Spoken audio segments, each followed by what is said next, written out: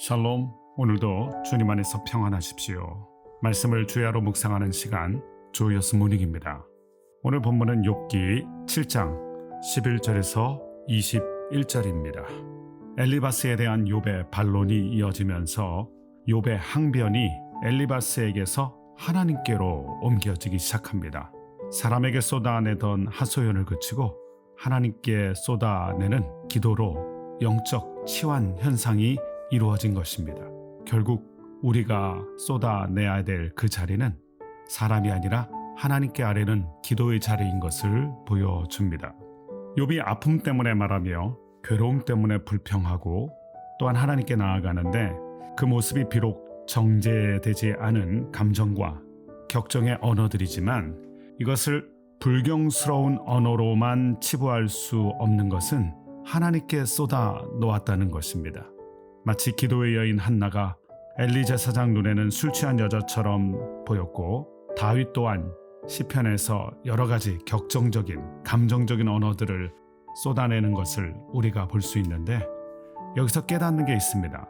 하나님께 쏟아낸다는 것 자체가 믿음의 언어들입니다.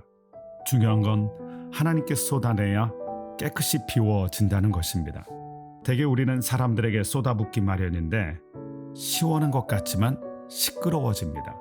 쏟아낸 그 말이 부메랑이 되기도 하고 화근이 되어서 도리어 공격당하고 정죄당하고 무시당하고 외면당하기 십상입니다. 부작용이 심각합니다. 그러나 하나님께 쏟아내면 영적 채증이 풀어지면서 영적 순화작용이 일어납니다. 내면에 대한 성찰이 일어나기 시작하고 또한 하나님으로 바라봄으로 말미암아 희망을 갖기 시작합니다. 욥을 보십시오.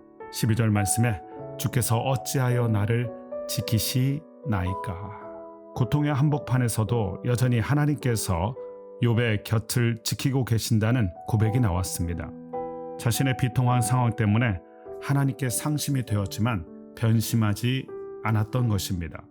믿음이 성숙하다는 것은 믿음의 사각지대를 없애는 것입니다. 내가 어떤 상황, 어떤 모습이라고 해도 하나님께서는 나와 함께 하신다는 믿음을 붙드는 것, 이것이 어려움을 당한 성도와 교회가 해야 될 일입니다. 창세기 말씀을 보면 요셉이 노예로 있을 때도 감옥에 죄수의 신분으로 있었을 때도 하나님이 요셉과 함께 하셨습니다.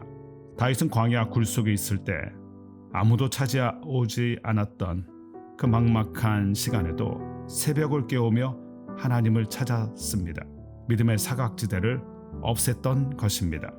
우리가 해야 될 일이 이것입니다. 때로 인생의 어두운 밤이 오고 폭풍치는 바다 같은 상황이 찾아올 때, 하나님이 없는 것 같이 보일 때, 하나님이 멀리 서신 것 같은 그때에 믿음의 사각지대에 머무는 것이 아니라 믿음의 사각지대를 없애는 것, 하나님을 찾는 것, 그것이 욥의 모습이며 또 우리가 힘써야 될 모습입니다. 놀라운 것은 욥은 극심한 고통 속에서 자신의 생일도 부정하고 싶었고 차라리 죽기까지 바라고 있었지만 하나님께서는 더 적극적으로 꿈으로 욥을 놀라게 하시며 환상으로 욥을 찾아오셨다는 것입니다. 욥은 어떻게 해서든지 포기하고 싶은 마음, 그 마음이 가득한데 하나님은 어떻게 해서든지 욥을 붙들고 계신 것입니다. 결국 욥이 믿음 좋아서 버틴 것이 아니라 욥을 붙들어 주시는 하나님의 은혜가 컸던 것입니다. 우리가 믿음 좋은 것이 아니라 연약한 우리의 믿음을 붙들어 주시는 하나님의 은혜가 큰 것입니다. 한편 현실의 고통이 뼈를 깎는 고통이요 죽음보다 처절하다 보니 생의 의욕을 상실할 지경인데 이 모든 과정이 17절 18절 말씀 보면 크게 하시고 단련하시는 과정이다. 욥이 이런 고백을 합니다. 나를 크게 하시고 나를 단련하시는 과정이다. 대장장이가 쇠를 내리치는 까닭은 약하게 하기 위해서가 아니라 강하게 하기 위해서입니다. 고난이 이해가 되지는 않습니다. 그러나 고난으로 인해서 얻어지는 영적 유익은 있습니다. 그것은 우리가 하나님 앞에서 더욱 순결해지고 우리의 믿음이 거품 없어지고 하나님 앞에서 순결한 믿음의 사람으로 더욱 굳건하게 세워지는 역사, 그것이 고난의 과정이고 단련의 과정입니다. 이 과정을 잘 통과하고 믿음으로 승리하는 사랑하는 조여스 가족들 되시길 주님의 이름으로 축원합니다. 오늘 말씀으로 주시는 메시지가 있습니다. 첫 번째는 비록 고난의 광풍 속이라 할지라도 하나님이 지키고 계신다는 것입니다. 고난 중에 지켜주심과 동행해 주심이 있습니다.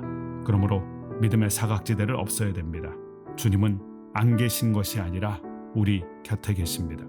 두 번째, 고난을 허락하시는 이유는 우리를 작게 하시고 약하게 하시려는 것이 아니라 욥의 고백처럼 크게 하시고 강하게 하시기 위함입니다.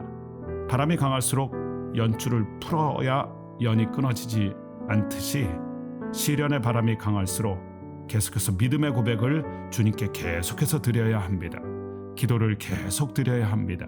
찬송을 계속 드려야 됩니다. 예배를 끊임없이 드려야 합니다. 그때 우리는 욥의 고백처럼 우리는 커지는 사람, 단련되는 사람이 될 것입니다.